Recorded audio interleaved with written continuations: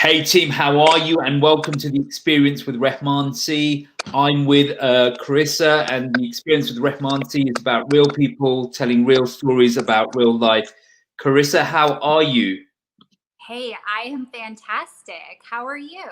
I'm absolutely amazing, living the dream, living the life. So where are you? I am in South Florida. Okay, cool. That's nice. It's a good place. How's it going down there? It's going. We're getting a little of that hurricane after effects right now. So a little rainy, but other than that, can't complain. Yeah, So cool.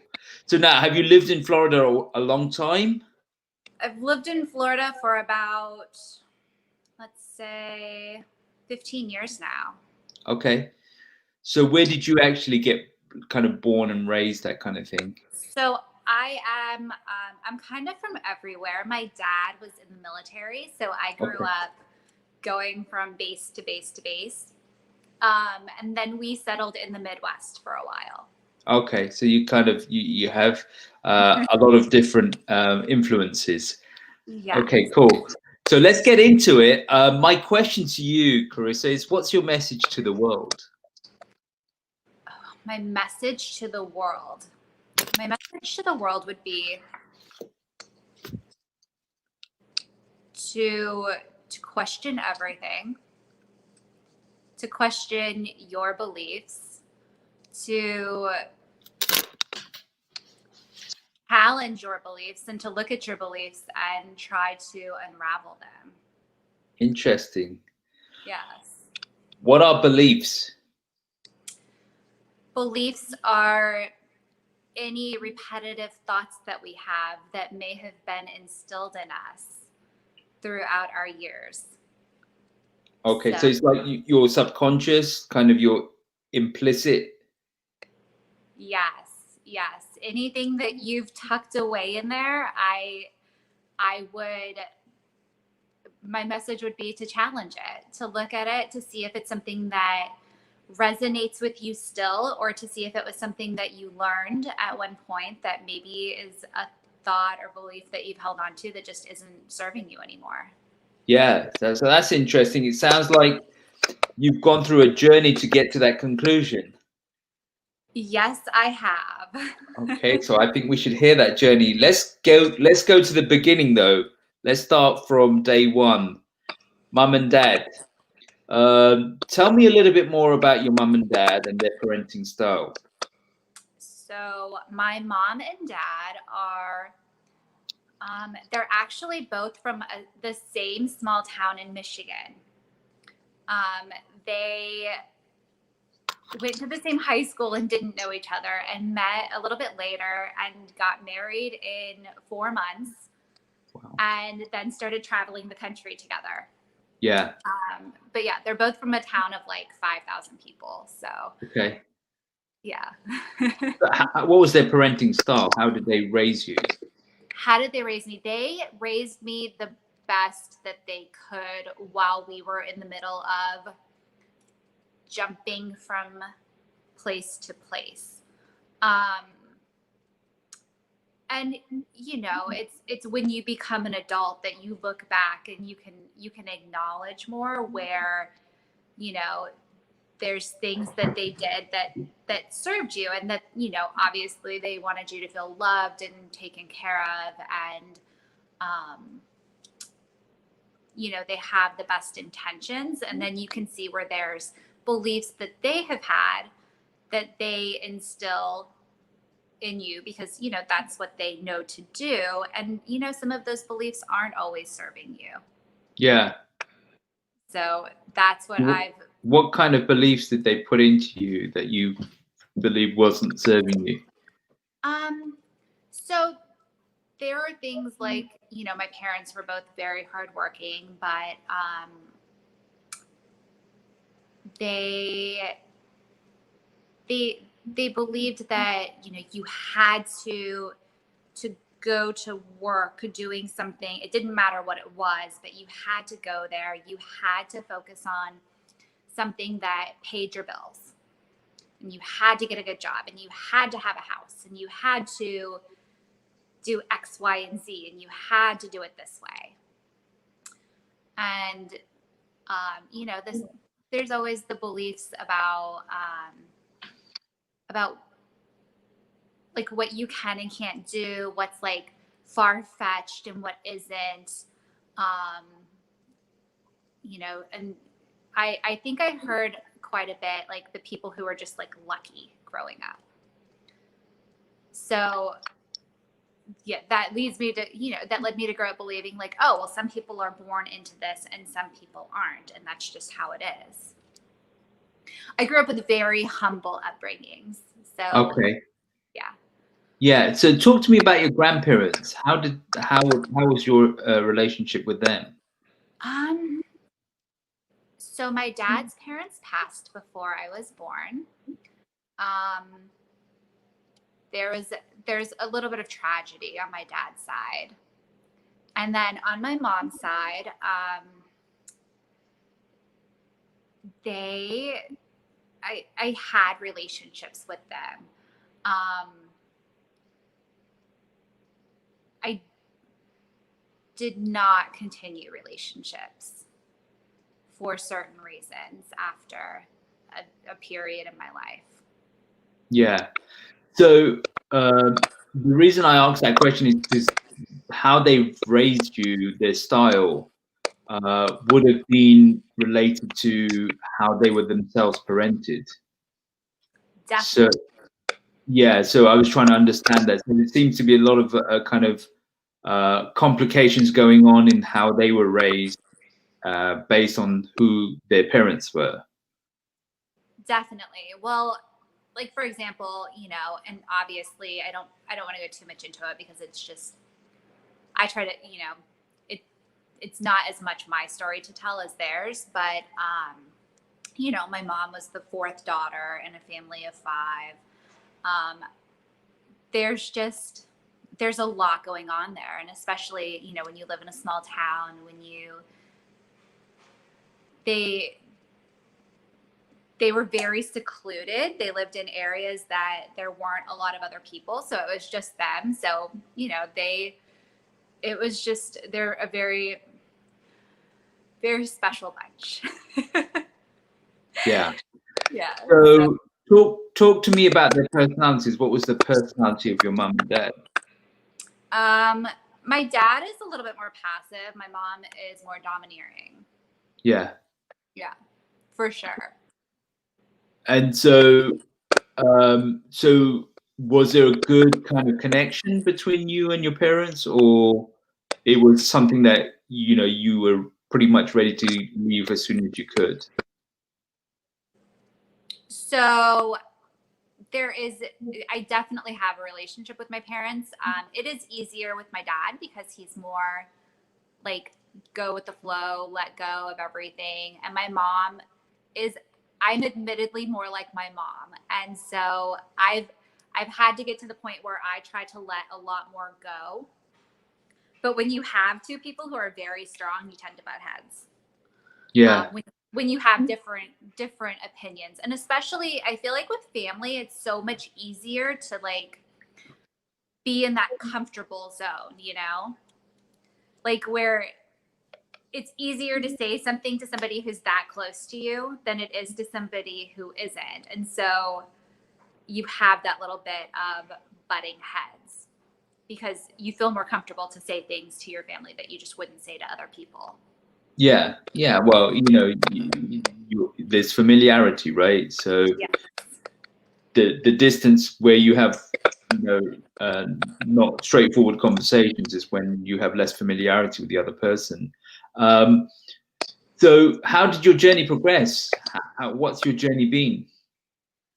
So my journey has been, like I mentioned, you know, I thought that I had to go into a certain type of job. I thought I had to have this secure income. I thought that I had to do whatever type of job that I could do, whether or not I liked it or not, just so that I was secure, like pay the bills, be secure, have your 401k, all of that jazz, you know, which is great.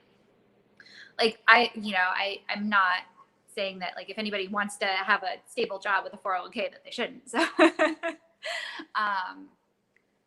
but for me, I ended up out of high school going into finance. When I should back up a little bit. Like I grew up loving the arts. The arts was my passion. I played the piano. I took, years of gymnastics lessons. I played every instrument I could get my hands on. I was in band for a while. I love music. Music has always been like my heart. Music and the arts of any sort.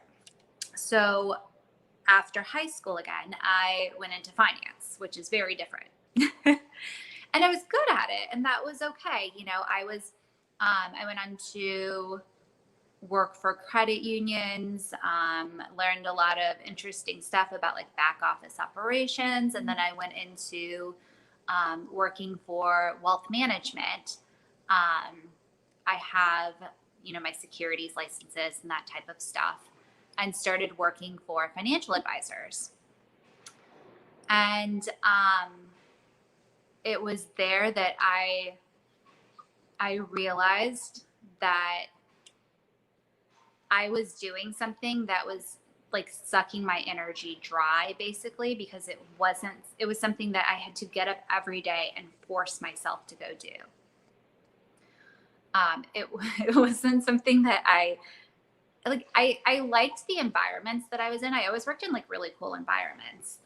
So I'm not saying it was like an awful time, but it was basically, for me, it was just work that I went and did and collected a paycheck from. Yeah. So the progression was basically a distraction because you were progressing, you were thinking you were on course, but it was actually distracting you, and it was taking you further off course. Yes. And, in the meantime, I was looking for other things to get some sort of like hit of happiness from. I was shopping for things that I didn't need. I was going to happy hours all the time. I was just I was a very unhappy person who tried to seem to be happy. Yeah. Did that take you to extreme vices? I think we just lost you for a second. Oh, okay. Is it your settings where you're going to get the screensaver or something? You need to fix that? Oh, no. It was a call coming through. Okay. I don't know how to fix that. If there's a way to fix that, tell me, but. No. There may be somebody watching this. Yeah. Okay. So did you go into like drugs, alcohol, that kind of stuff? I went more into pharmaceuticals. Okay. I was on stuff to keep my focus. I was on stuff to calm my anxiety. I was on a menagerie of things. And then as I would take more medications, there would be other things that would pop up. So then there'd be a medication for that. And I finally got to the point where they really took a toll on me. Some people do. This is not to say anything about anybody who chooses medication, because I know for some people it is a great choice for them. For me personally, it was not. They took a tremendous toll on my psyche. And what do you mean by toll? I ran my body down. Because I would take stimulants to go through my day. I would do, I was working out for 2 hours a day. I was working. I was going to happy hours. Like, my philosophy was that I would sleep when I was dead. So I also wasn't sleeping. And I hit a wall, and I hit a place where I just couldn't function anymore. I lost my health. I lost my job. I lost my home. I lost a lot. Relationships. I lost, like, my life just kind of went, like, it was kind of going like this. Like, it looked okay from the outside, and then all of a sudden it went. So it was the pills that were making that situation arise. You become dependent on them, and they were not making you see things clearly. What was the reason for the crash? Or was it just That, this subconscious feeling? yeah, that was part of it. I mean, I think the whole unfulfillment portion was part of it. All the stress, the chronic stress that I was mentally putting myself under was part of it. I wasn't taking care of myself. I was patching anything that could be patched. Because you didn't know how to deal with it at that point. Yes, I didn't know how to deal with my emotions. I didn't know how to process things. So I avoided it. I was like a chronic avoider. And so were you basically going up this career ladder, taking these pills to deal with incorrect beliefs, or were there traumas there that you were escaping from as well, that you had experienced when you were younger? There were there were some emotional traumas. Definitely. I'm like, I don't like to downplay or like my traumas were more just like verbal and emotional traumas. And in that regard, I do feel fortunate because I know that a lot of people have much worse traumas. Yeah. But then I also don't want to downplay trauma because it's all unique to each person. So yeah, there were definitely some traumas there that I went to work through after I kind of realized all of this. And after it basically took me losing everything to realize that I was on like a very bad path. And once I did, I was very fortunate in that I was able to take time to collect myself. Didn't have a job, so so I had time. But you said you lost everything. Does that mean you lost a house that you'd purchased, or was it a case of you were homeless? So I could no longer pay for my apartment, so I moved out. And I was fortunate that I had, like, I kept my car, and I lost a lot. I was able to keep a little bit going though. Yeah. And does lost mean you literally were thrown out, or lost means that you decided to cut your expenditure? Lost means I was able to nicely go into the leasing office, explain my situation, and somehow, by the grace of God, they let me out of my lease. Right. So you were in a rational state at that moment still. I It wasn't was, like, and yeah, and I figured, what's the worst that could happen? So I went in and asked, and they said, okay, I get it. Like, I think the gentleman who helped me had said that his daughter just went through something similar. yeah. And so I think that my story resonated with him, and he said, okay, I'm going to do what I can to help you. And I was so grateful and so fortunate. Yeah. So how long ago was that? This was about 5 years ago. Okay. And then you just like moved into a room or something to that effect, right?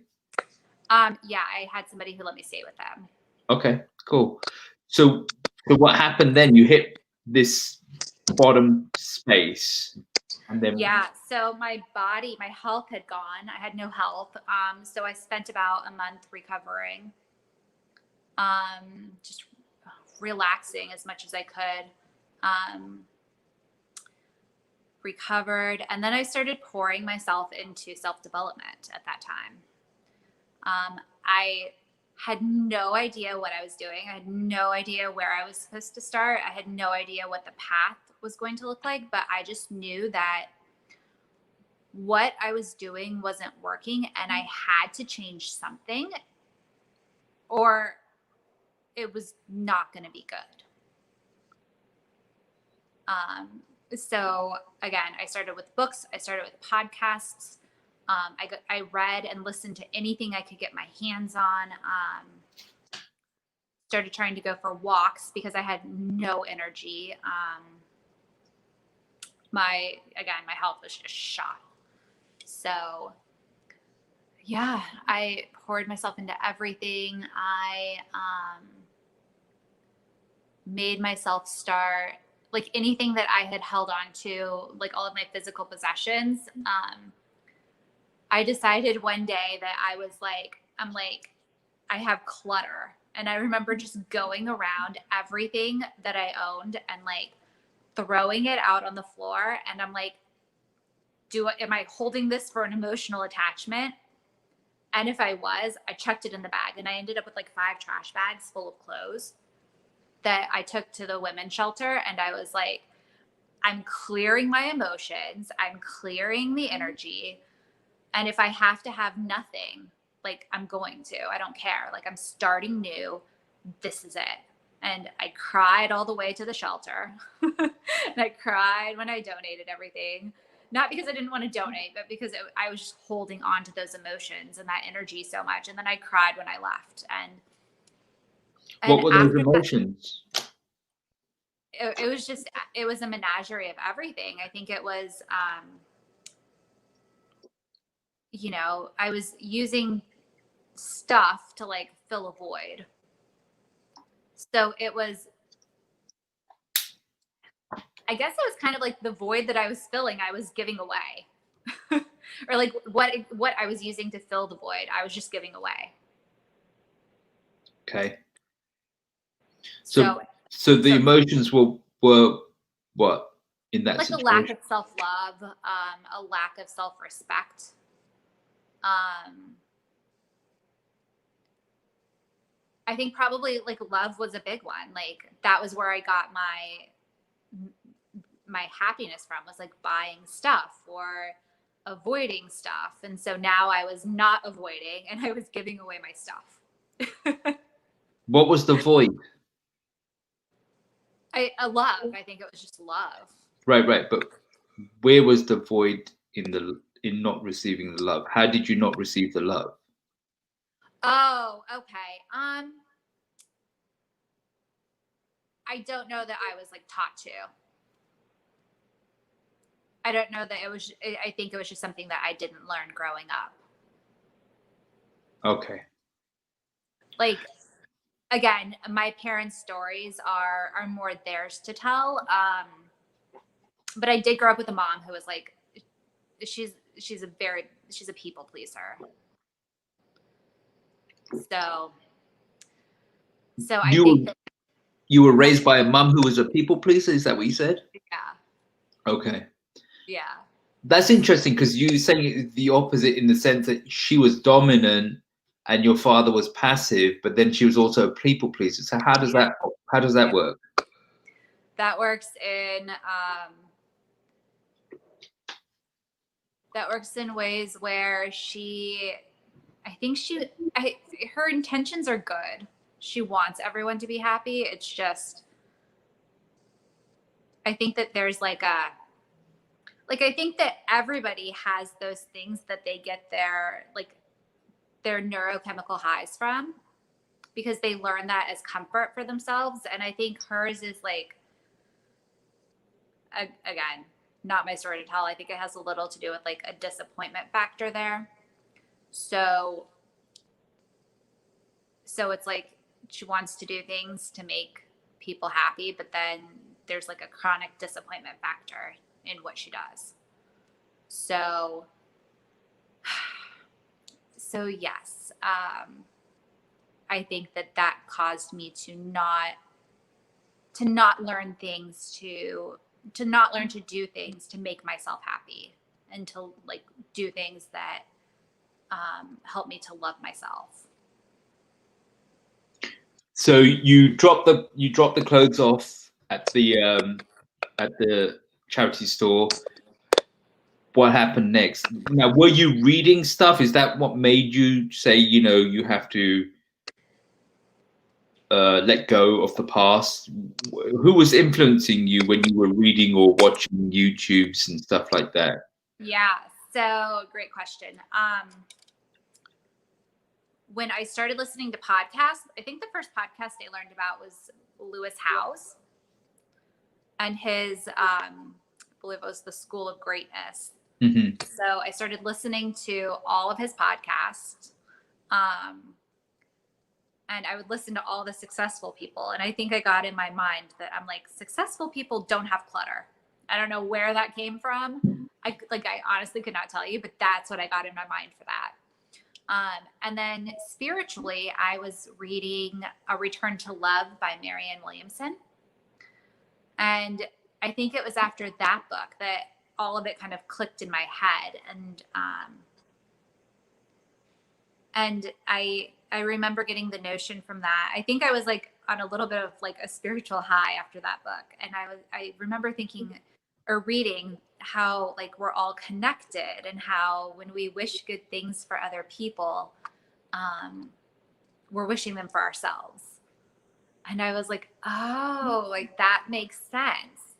Because at the time, I think I was like angry and bitter because my life sucked at the moment, for lack of a better word. So I was not wishing well on other people before that. I mean, yeah, I was holding on to a lot of anger. And, it was interesting because I had also moved to, well, I came from like very humble upbringings, and I moved to an area that was a little bit more like wealthy and affluent. And I'm around all these people and I'm like, I don't understand this stuff.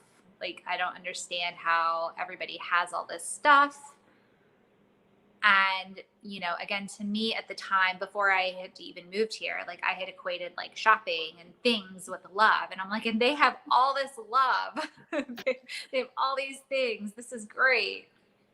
And so, so that was an interesting factor to me too. And so I think that, provoked a little bit of like the anger, because I'm like, why do they have this and I don't? Like, what do I have to do? I thought people were either like born into this or they weren't. And it was like breaking thoughts that I had had, or challenging thoughts that I had had, but I didn't realize it at the time. I don't know if that makes sense, but. Yeah. So you were equating people very... having, so someone's got a big house, a nice car, and stuff. So you're saying that you equated that with them having love in their house or in their lives? Yeah, like love and happiness. I just figured, oh, people with stuff must be really happy. Right. Okay. So yeah, so they must be happy because they got things. You were still in Michigan at this point? No, I was in Florida. Okay. All right. So had the family moved? You'd moved yourself to Florida, right? Just me. Yeah. So why was the move? What was the reason to move to Florida? I didn't like winter. I was living in Illinois. Okay. So it was just like, was that it was just on a whim? It was a conscious decision, or it was like you knew people there? Okay.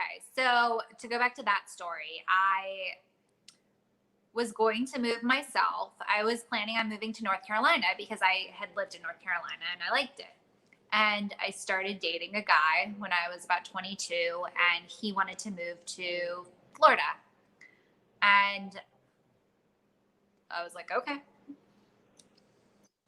So we moved to North Florida. And when I was in North Florida, I met a guy, we got engaged, and he got transferred down to Miami. So that's how I ended up in South Florida. And then when I was getting a divorce, I met a guy on a plane and we started talking, and he asked what I did, and I told him that I was in finance, and he said, "Oh, well, we're hiring for that." And at the time I was trying to get a divorce, and I was looking up places to rent in South Florida. And I looked, and I remember looking and seeing, like, I typed in what I could afford on my salary at the time, and a boat dock popped up. And I was like, does it come with the boat? Like, I don't know, like the dock looks a little uncomfortable. Yeah. So yeah, so I got on a plane to go somewhere, and I sat next to the guy, and we talked the entire flight. By the time we got off the flight, he called his partner, and he was like, "I think I just found our next assistant."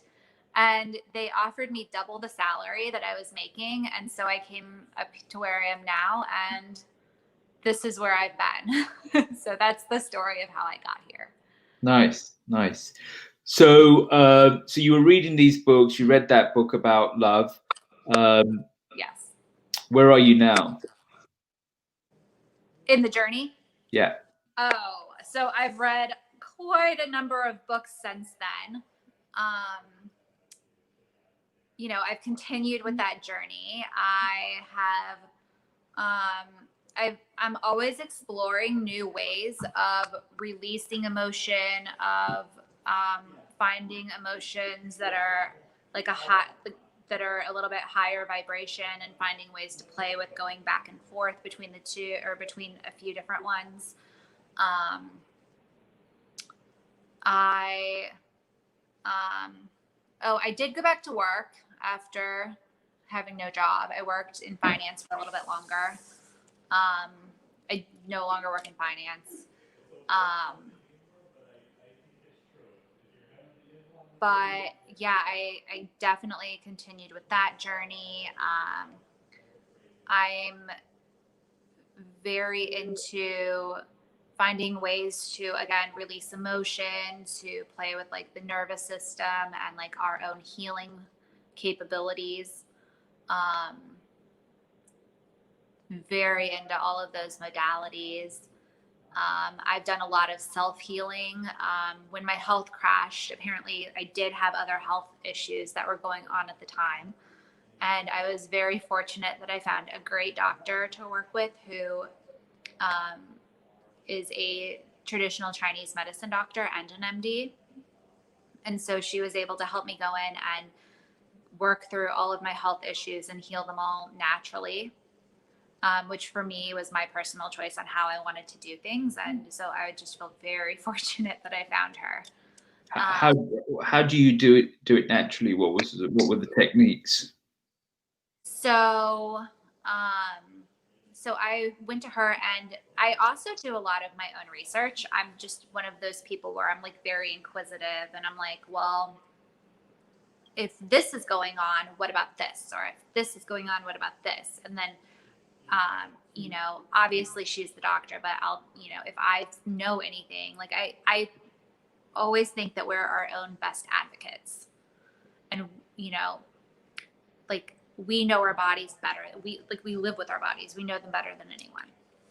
Right. And yeah, so I took her information, and I ended up having like super high levels of heavy metals, which can get like the certain metals that I had can also give you like they can give you like massive anxiety, which I had, and symptoms like that I didn't realize that was a big contributing factor to it. Yeah. So yeah, we worked through that. That was a long process. Healing naturally is a much longer process than conventional methods. But again, for me, that was just what I chose. And I was very fortunate that I had a lot of success with it. I had surgeries. I went through a breast explant surgery because I was sick from my implants. So I found a doctor who could explant them, and take the burden off of my immune system with that. I use a lot of herbs. I make sure to take certain supplements that are in tune with my body. And now I do like yearly tests to see where I am with, all of my vitamins, minerals, hormones, that type of stuff. And just, tweak it from there. Right. So, I mean, where is your journey now? Where are you now? Health-wise or? No, I mean, just in My journey. totality. Oh, okay. I'm sorry. Thank you. No, so now I am, well, you found me on Instagram. I'm so thrilled that you did. So what I'm doing now is, it took me, I told you all of this happened 5 years ago. It took me time to really work through some of those mind blocks that I was having, and through the kind of the blocks of like remembering who I am as a person. Because when all that happened, I didn't know. I had no idea who I was. I didn't know what I liked. I had forgotten like who I was, what made me happy. Because I knew like go to work, do this. Like that was my identity. It was going to work, I did a good job there, like I was good at what I did, and I worked with interesting people, so it kept me going, but it became my identity. And so I had to relearn who I was, what made me happy, what brought me joy, what made my body light up. I learned recently that I'm a manifesting generator in human design. I don't know if you're familiar with that. No. It's it's a way of like learning how we individually operate. And so I'm supposed to like sit with my body and feel what feels good. And so I've been doing a lot of that. I've been learning to trust my instincts more because I didn't have those. Learning to listen to my intuition. And so I got to a place where now I am pursuing passions that I have in the arts. I'm taking, I started taking acting lessons about a year ago, solely as a method to get over this massive stage fright anxiety that I had. Like there was a while that until about a year ago, I couldn't get up in front of people and say like, hi, my name is Korissa. Really? Yeah. Yeah. I would shake, I would stutter. Like we wouldn't have been having this live because I would have panicked. I would have like bolted off of it. So I started taking acting lessons to get over that. And I fell in love with the process. I fell in love with the art of creating a character. I fell in love with, like the journey and the truth and the truth that you're trying to tell for that character that you've created. I fell in love with that. I'm still taking multiple lessons in that arena. I've started taking vocal lessons because, again, I realized that, like thinking back to my childhood, I'm like, what was I interested in? And I was interested in all of that stuff. And I firmly believe that there's a reason why we're interested in stuff as children. And I think that it's something that is like put into our hearts as something that we're meant to pursue. Right. Yes. So I've gone back to all of those things, and I'm at that point in my journey, and I am building a platform on Instagram where I want to, I'm only on Instagram at the moment. Hopefully I will expand onto other platforms soon, but I'm building a platform where I want to raise awareness around like building a life of pursuing your passions so that you can live a life that makes you feel fulfilled. Mm-hmm. Because I believe that's the whole point of life. Like we can go through the motions and we can live a life of what other people tell us that we need to be doing, or we can pursue our passions and we can feel happy. And, when we're old, we can look back on our lives and be like, wow, I did that. I did something that made me feel happy. And so those are the principles that I want to create, on my platform. Yeah. So, if I understand it from the conversation we've had, you've been doing things for other people because you had subconscious programming that told you that there was a certain mode or certain model for life. And so that model basically didn't recognize you and your own personal identity. You became subservient to that model and you lost yourself in that.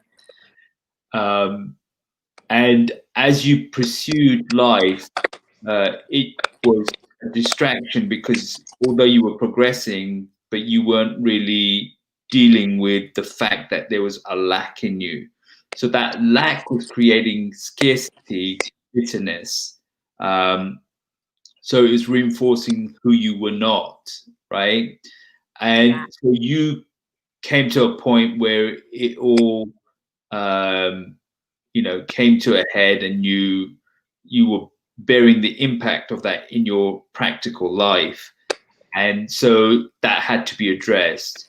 And so what you were doing was you were trying to find yourself uh, through sensing who you were, and that is called basically self-love, right? You were trying to find ways of nourishing yourself um, as an essence or a soul, and growing that. So, on a scale of 1 to 10, how much of your soul have you nourished? Oh, oh, that's a good one. Um, I I would say I'm at about an 8, because I know that there's more work that I have to do, and I'm okay with that, because I feel like an 8's good because I've done a lot of work. Like, I've put in a lot of effort to finding out who I am, to finding out what makes me happy, what makes me passionate, how I can love other people better, how I can contribute better. Those are all things that are very important to me. So, talk to me about that. Who are you? Who am I? I'm someone who is, I'm very passionate about certain things. I have tendencies to be all over the place, and I think that it, I used to call myself like ADD for that, and now I think that it's me loving life, and I'm okay with it. I used to make it a bad thing, and now I don't. I'm finding things like that I used to be critical of, and I'm learning to reframe it and love myself for that. And I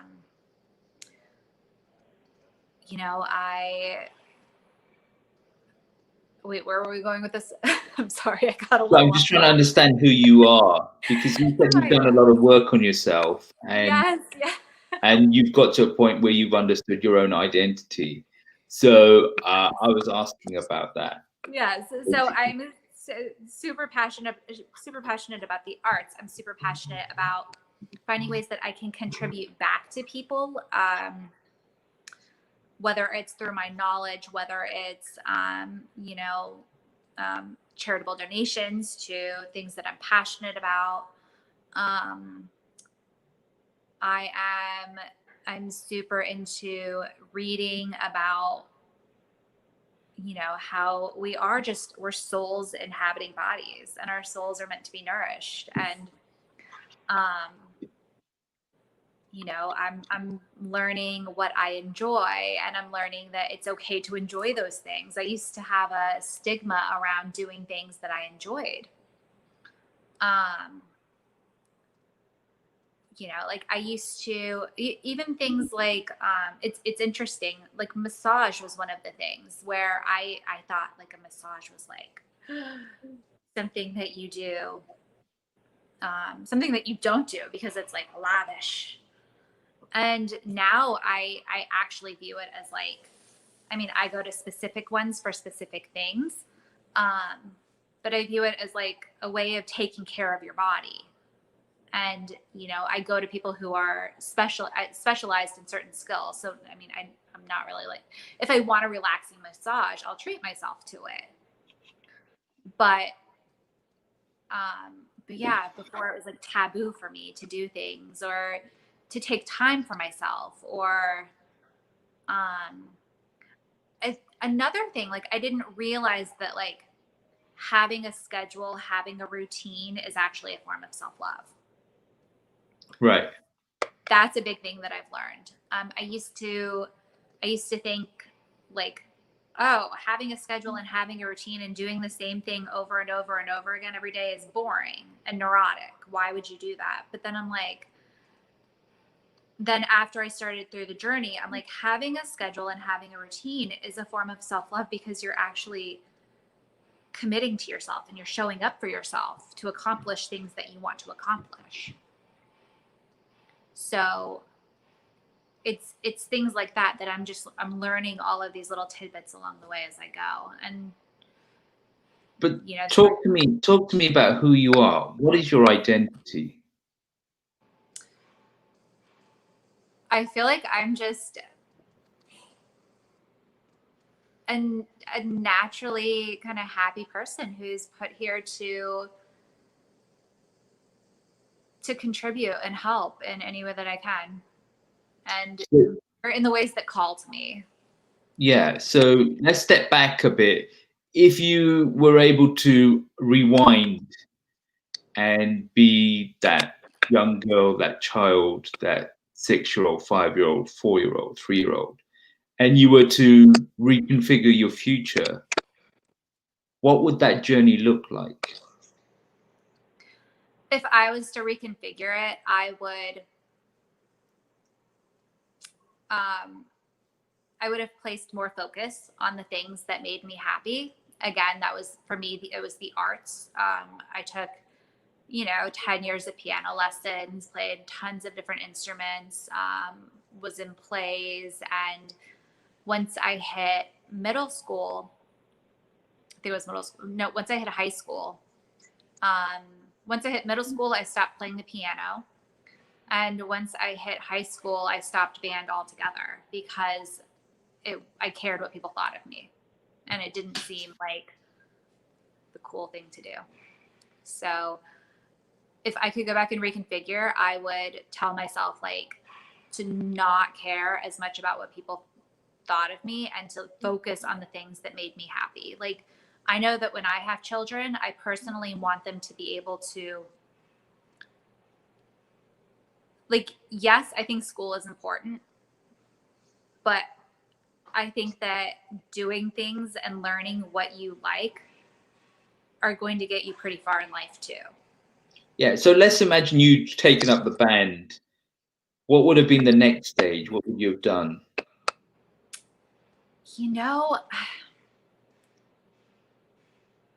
I don't know where that would have went, to be honest. I have deep admiration for someone like, I don't know if you've heard of her, but there's a girl named Lindsay Sterling who she was a violinist, and I watched an interview with her and she was like, I didn't know what to do with just like playing a violin. And so she started a YouTube channel and she had like an artistic flair and she created these music videos of her playing the violin.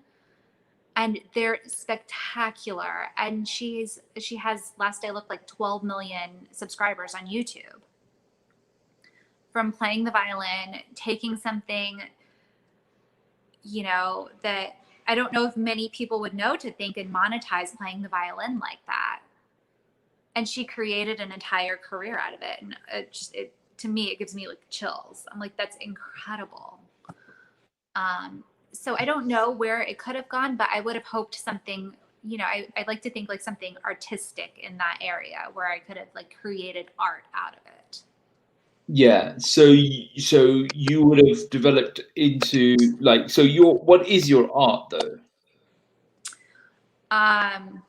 What do you believe your art is? Right now, my passion is acting. I love just Okay. creating characters. Back when I was a child, it was the piano. Okay. So there is a form of expression that is coming out of you that you're seeking to express. Yes. What is that expression? Whether it's through a piano or through acting, what are you trying to express? I think it's just an active way of expressing emotions. I think I believe that we're all just a menagerie of emotions, and whether we realize it or not, our subconscious is always processing some. It was interesting. I just posted on my Instagram story this morning how I do breath work. And breath work is a form of processing emotion to me. Like I compared it to like little kids, how they have temper tantrums and they get to the point where they hyperventilate. You know, they'll cry so hard that they're like, and that's because they have so much stored emotion that that's how they know to get it out. And so that's what, for me, that's what breath work does. That's what acting does. It's just ways to take anything that I've stored. Like if someone's irritated me that day, or, you know, if I've had an argument with someone, it's a way to like process that. And I don't have to like, for me, it's like, I don't have to think about it. I don't have to, it helps me to release things more easily. Yeah. You know, I Are don't you have what? I'm are you sorry. kinesthetic? Am I what? Kinesthetic. So are you active with your body, with movement? Oh, yeah. I do like sorry. I do like kickboxing. I do yoga. I do Right, all but of is that. that something that your body needs to do to express, or is it just something that you do? I work out to process emotion. I work out to like I used to work out because I needed to like weigh a certain amount or I needed to burn off calories or whatever. Now I solely work out doing what feels good. My workouts aren't strenuous. I like kickboxing for cardio because I feel like hitting the bag, you know, is always a little form of aggression release. So, but yeah, other than that, I move because it's a form of meditation for me. Like I do a lot of hot yoga. Um, that's a big way that I process emotion. But yeah, I mean that's like what again acting does. It's like instead of going to like therapy and talking about any little thing, it's like you can just create something. Yeah. So we're still on this journey of like, if you were, if you were back at 6 and if you were to recalibrate, you're moving forward. So you're basically going through, this idea of um, acting and music and you expressing yourself. What would that journey look like if you were 6 years old? What would you be doing on that journey? What would your 6-year-old version look like at that point? I would have dedicated more time to it. I would have realized how fortunate I was to be doing something like that. I would have like I know personally like it, you know, if I have a child who's interested in something, I'm going to make sure that they have time throughout the day to incorporate those interests. Yeah. You know, obviously I think an education is important, but I also think that there's some of the school day that they don't need. You know, like they're, you know, and I would never be one of those like stage moms who, I mean, no, not stage moms, but the mom who like forces them to do stuff like against their will. But if they have a tendency to do it, I think like why not allocate some of that time during the day to spend more time doing what they love? That's my Yeah. philosophy. You have siblings? I do. I have a brother. Older, younger? He's younger. Okay. Do you have a good relationship with your brother? We do. We're not like super close, but we can both pick up the phone and call each other at any time. Right. Okay. So let's step back a little bit. Let's go deep. Let's talk about the meaning of life. Do you believe that the universe is random or non-random? Ooh, that's a good question.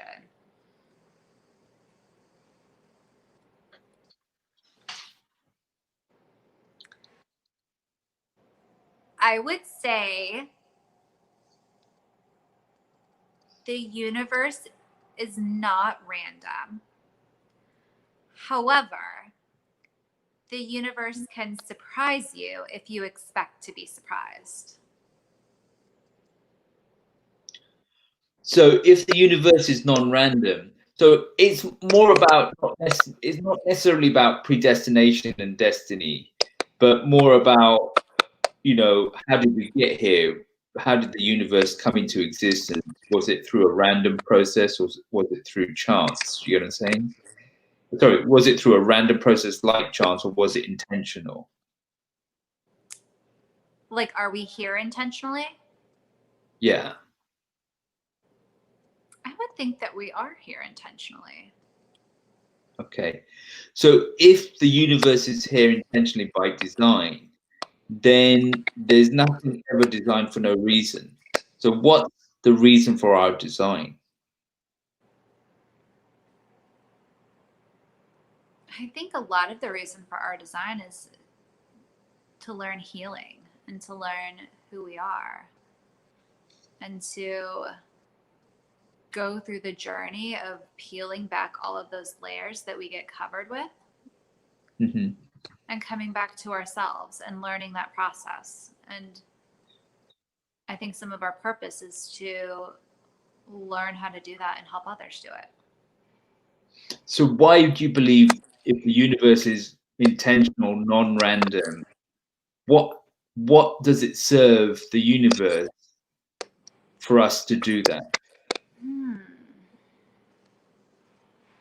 I haven't really thought of that, but off the top of my head, I'd like to say I believe that we all operate on like energies and frequencies and vibrations. And so I think that when we each individually heal as a collective, we vibrate higher. What does that serve?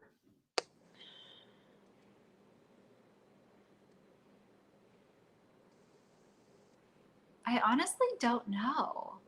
I just haven't thought about that.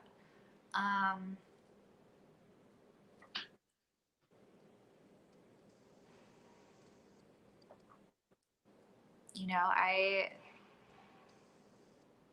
I do believe that healing raises our vibration. I do believe we're put here to heal. I have not, that's very deep. I haven't actually thought that deep about why we're here.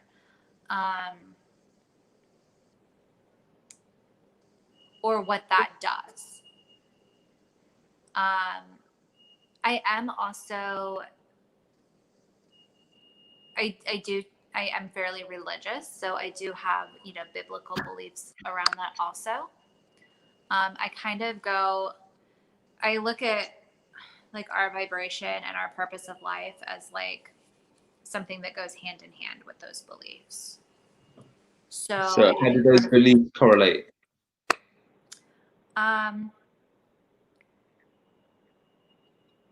So I think that there's, what's the saying? Like more than one way to skin a cat or something. I don't know if that's it, but Yeah. But I think that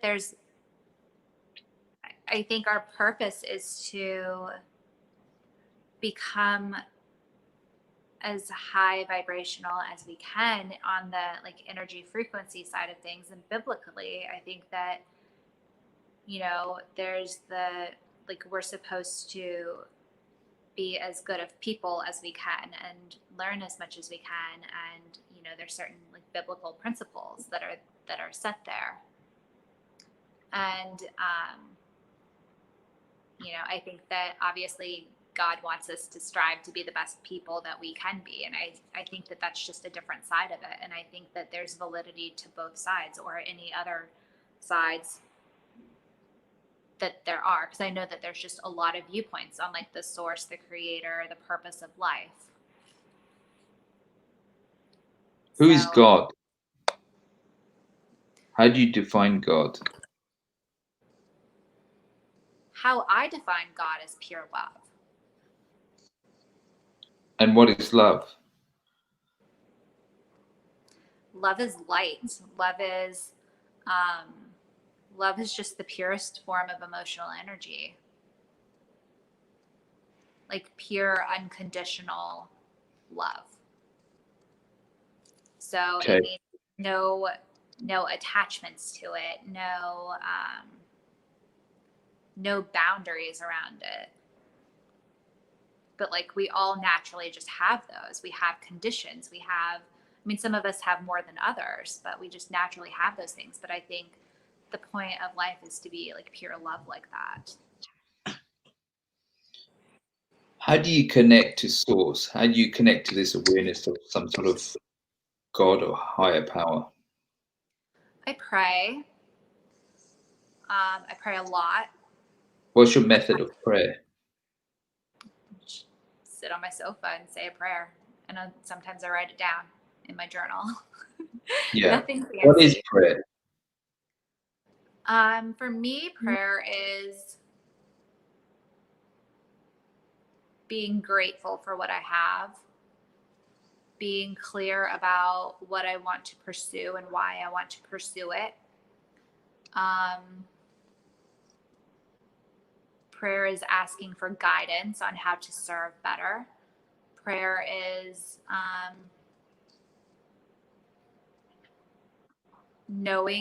being self-aware enough to know where I fall short and to ask for guidance in those areas on how I can do better or how I can be led to the right circumstances to aid in those areas.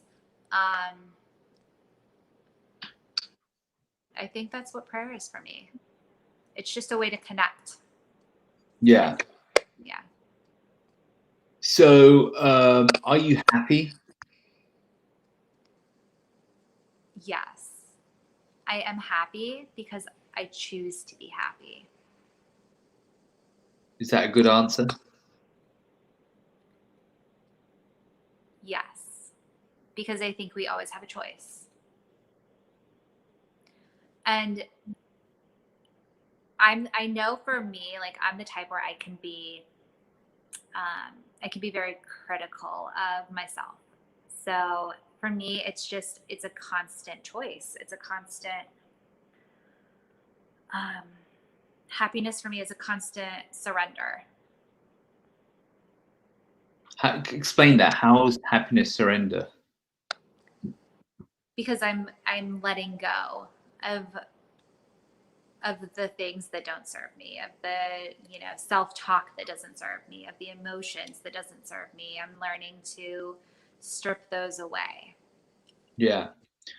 So, and I will add, I'm naturally just a little bit of an optimistic person. Like that's just like I'm naturally that way. So I think happiness is a choice because I've seen a lot of people who are in what I would from the outside say is a good circumstance and they're miserable.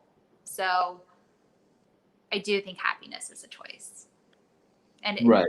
But it is easier when you're a little bit naturally optimistic. When you say happiness, what's your definition of happiness?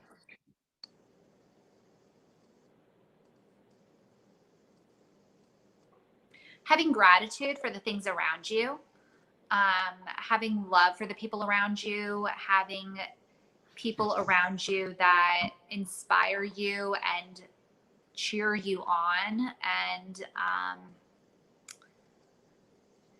doing things that fulfill you, that your body feels like that resounding like yes for, like your body gets excited around it.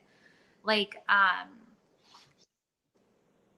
like for me, it's the arts. Like I work with a coach, and she asked me not too long ago, she was like, what are a few things that if you were on a 10-hour car ride, you could just talk about the entire time and just be like so excited to talk about?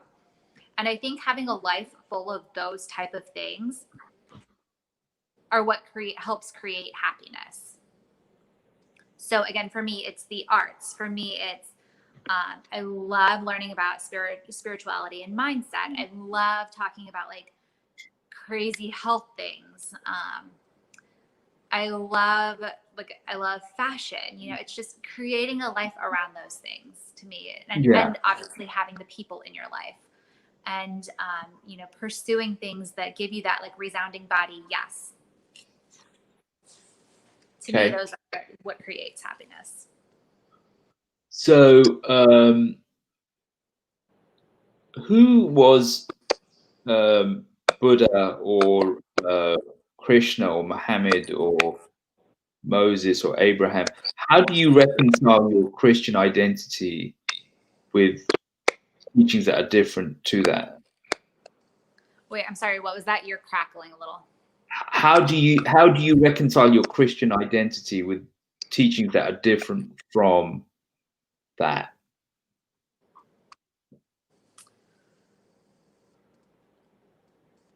I tie it in.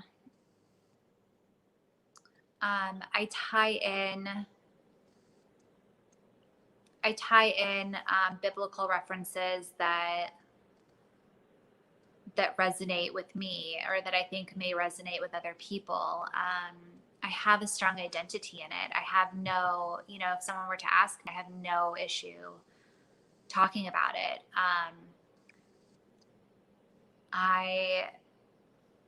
I just believe that there's multiple ways to do things, and I'm okay with that. Like I think as long as people have something that gives them that outside strength, because I do think, relying on our own strength sometimes can be very frustrating and nerve-wracking. And sometimes, we need that knowingness in something else, that faith that it will work out. So for me, it's just a knowing that like there's multiple ways to do things. And I try to just tie everything in together and make it look, just make it all fit. Because I think it all does. So, yep. Go ahead. So what does the future hold for you? What are your goals? So my goals are to continue building my platform. I want to raise awareness around the idea that, we can pursue our passions. We can have lives that are full of things that give us that full body yes. We can create time. We can create any of the resources that we need. We can create to experience that type of life. So that's very important to me, to relay that message on my platform. And other than that, I am continuing with all of my lessons, and I don't know what the future holds with that, but I'm very excited for it. Yeah. So I mean, do you have like, how are you handling yourself financially? So I am building the platform, and I'm very fortunate that I have time right now to work on it. My husband and I, we shifted things so that I do have time, and I'm very grateful and fortunate in that regard. So I build it where I can, and then I do go in and assist for a few hours a week, but that's a choice. And we worked hard to build a life where we can have the flexibility to do that. So how long have you been married now? We just had our 3-year anniversary. Wow. Yeah. Cool. Yeah, it's great. So,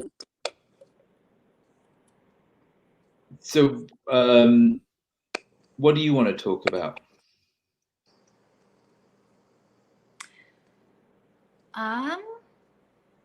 We've had some very good questions. You've had some that have stumped me, so that's awesome because now I'm going to go think about them. I'm going to be pondering the meaning of life all day.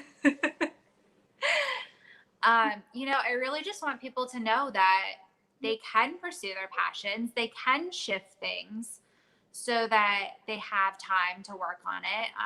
You're going to get in life what you expect.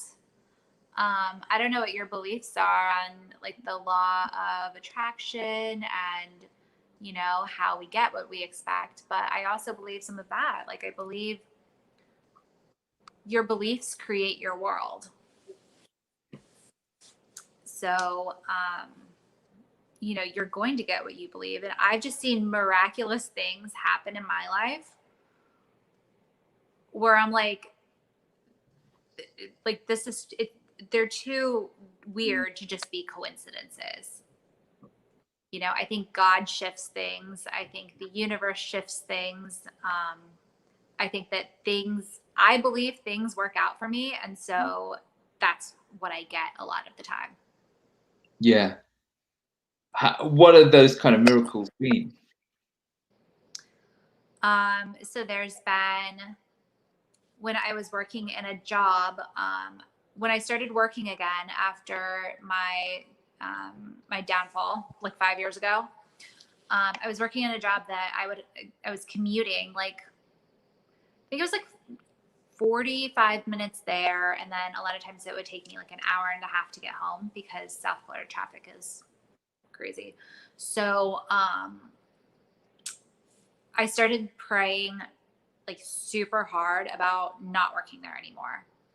And then I also started getting really grateful for the job. In the meantime, I was like, you know what? This job is not my choice, but I'm like, somebody would love to have this job. I started reframing it in any way that I could so that I wasn't sitting there like, I hate this job. I hate this job. I hate this job. I have to commute. I was like, this is helping me do this. This is helping me learn patience. This is helping me learn gratitude. I am so grateful for this job. And it was interesting because I had went into the manager and asked if the branch that was like 5 minutes from where I lived was hiring. And she said no. She called the manager for me because she understood. And she gets like the commute thing, and she called and she was like, they don't have anything, and they just hired. They're not going to have anything for a while. And so I sat there and I was like, and I continued to just be grateful and pray and be grateful and pray. And all of a sudden, somehow, by the grace of God, a month later, she calls me into her office and she's like, they have an opening and you can go apply for it. And I got the job, and that freed up a lot of my time right there to start doing things, because that was like 2 hours a day that I had back. Yeah. And then, that was a big one. Didn't look like it should have happened, and I kept faith, and it did. The whole stage fright thing, I was convinced I was going to go into it and fall over and faint. And I was like, maybe if that happens, that somebody else just needs to see it happen so that they feel better about themselves. Maybe they need to see me like fall and bust my head so that they're okay to go up and do it. So yeah. I went in with, tried to go in with like that type of attitude about it. Like, this is for people. I'm doing this for people. And, for myself, but doing this for people. And I went in and I was able to do it. I got through a performance in front of, like 50 people. I continued at that studio for a year, and like a year into it, I was able to get up and like just randomly speak for 5 minutes by myself in front of a group of like 30 people, which I wouldn't have been able to do before. Cause again, I couldn't say, hi, my name is Korissa, like without wanting to bolt. So just things like that had been miracles that I had prayed about, that I had expected, that I had worked on gratitude around. For me, I think a lot of the law of attraction is like gratitude. I think that good feelings bring more good feelings. Okay, so we're just going to come to a close. Before I ask a few short questions, what was the shift when you started doing acting versus before you were doing acting? How did it change your personality? It gave me confidence. Yeah. It showed me that I could do something that I didn't think I could do. Okay. It showed me that, I think a lot of stage fright is having a fear to be seen.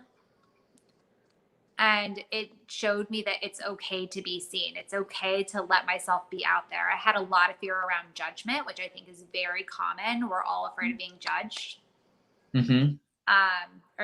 We can be. A lot of people are. So I think for me, it was like, okay, I'm going to put myself out there. People may judge me, but that's okay. Like, usually people are judging themselves harder than they're judging anyone else. So that was just a big thing for me. It was the confidence and feeling safe to be seen and put myself out there. Because, excellent. yeah, I think too, like when you don't have self-love for yourself, it's tough to put yourself out there and be seen and be judged, because you don't have that that confidence and that like solidness in yourself to actually go out and take the judgment. Yeah. That emotional security. Yes. So let me ask you a couple of questions then. Are you an introvert or an extrovert? It's funny, a lot of people are extroverted introverts. I think I'm an introverted extrovert. Okay. Like I recharge from energy around people, but like a lot of times I like to be alone because I need silence to focus. Okay. Are you a realist or an idealist? Idealist. Okay. Are you rational or emotional?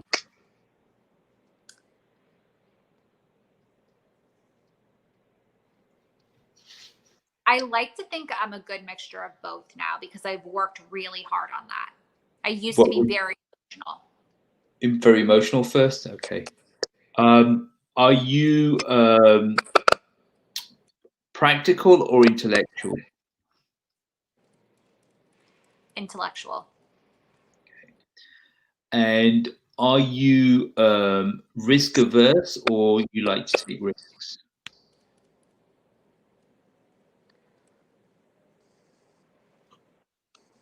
I think I'm more of a calculated risk taker. Yeah. And do you like certainty or uncertainty? I used to like uncertainty, but as I've grown, you know what? I take that back. I'm okay with uncertainty. I used to thrive on it. Now I'm comfortable with it. Okay. So if you were to describe yourself as an animal, what kind of animal would you describe yourself as? Ooh. I'd say a horse. Because we just went horseback riding, and I grew up riding. I find them solid and strong in themselves, but without the need to fly by the seat of their pants for anything. Okay, so that's two qualities. If there's three qualities, what would the third be? Oh,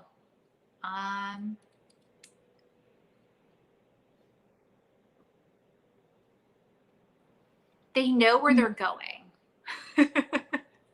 They know how to plan and execute. Cool. And so a final question, well, second to last question. They say you're the average of the 5 people that you most hang out with.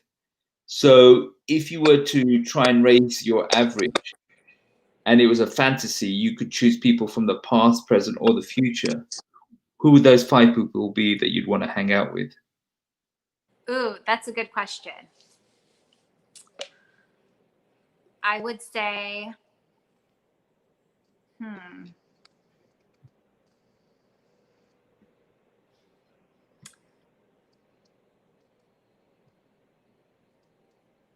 I would say Meryl Streep, incredible actress.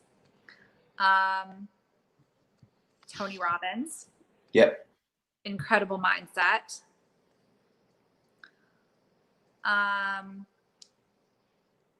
Sarah Blakely, the founder of Spanx.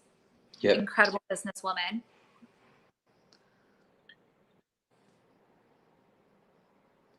I would say Taylor Swift, incredible musician, incredible businesswoman, like just the immaculate combination of the two.